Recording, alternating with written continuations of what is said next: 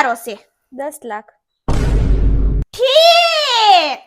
હા મારો તો ખાલી 2 લાખ નો જ લીધો તો કા? હવે તમારા ઘરમાં પૈસા જ પૈસા લાગે છે. હા મારા લગનમાં જ વાંધો હતો ને તમને હંધાઈને. કેટલુંક માણા આવવાનું? 3000. ઠીક. હા મારા જ લગનમાં હજારે માંડ માંડ ભેરા થયા તા કા? હા અત્યારે માસી વાયરે ને મામા વાયરે હંધાયારે સમાધાન કરી લીધા લાગે છે. હા મારા લગનમાં જ હંધાઈને વાંધા હતા.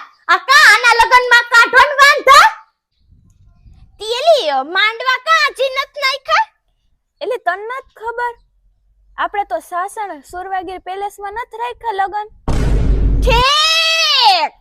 એટલે આ મારા લગનમાં અહીંયા 4 ઓલા હું કહેવાય થાંભલા ખોડીને માથે હમણાં કવ એવી નાખી દીધા જેવી ઝારા જેવી ઓલી પાથરીને મને અહીંયા ને અહીંયા ફેરા ફેરવી દીધા કા? અને તમારા બધાયના લગનમાં સુરવાગીર પેલેસ રાખ્યું. એ ક્યાંથી હે? પૈસા ક્યાંથી આવ્યા છે હવે?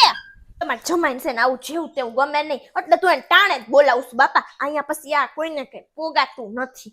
એ કાજલ આલે તો આ 3 લીટર દૂધ લઈ લેજે ને આવે તો. જાન માર દીકરી ઓલો પડ્યું હે ને હાઈન નું દૂધ મહેમાન મેંડા હાવવા મોટો કેટલો ભરીને ચા કર નાખ જા માર દીકરી હાલ. ઠીક. એટલે મને તો અહીંયા આવી ચા બનાવવાના આવા દૂધ હરવા વેલી તેડાવી લાગેસ કા? આ અમાર ઘર માતાજી તેડાતા તઈ કેવી ખુશી ચા બનાવીને ઊંધી વરી ગઈ તી. હાલો તઈ અમે અહીંયા અગાવ આવ્યા છીએ તો આજ બધું કરવાનું છે. એલીતી આ ઓલી ગાડીમાં કોણ બેહવાનું છે? ફઈ કહેતા તે બેસે. ઠીક. એટલે ફઈને તો હંધે મોરલો થઈને આગળ જ બેહારવા છે કા? ઈ નો સમજે કે બેનુને બેહવાનું હોય ફયુને નો બેહવાનું હોય. એ સાંભળો હું તમને શું કહું છું? એ હાલો ઠેલા લઈ લ્યો ને છોકરાને નાખો કાઈકમાં બાપા. અહીંયા આપણી કાઈ ઇજ્જત નથી. હાલો હાલો આપણે સીધા ન્યા પોગી જાહું. એ બેહાર